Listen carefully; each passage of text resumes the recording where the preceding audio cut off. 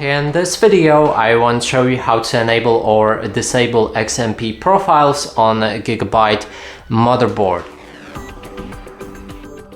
To do this, first you'll need to enter BIOS, then in the easy mode you'll be able to find extreme memory profile right here, and you can switch between profile 1 or different profiles depending on how much RAM sticks you have installed or how many profiles you created, and you can either enable or disable it. Then other way to do it, in case you don't see it right here, is to enter advanced mode, advanced settings, navigate to the tweaker, and here you will be able to find extreme memory profile again, and you can enable or disable it the same way. And that's it for this video. Hope you like it. Please consider subscribing to our channel, leave a like and a comment below.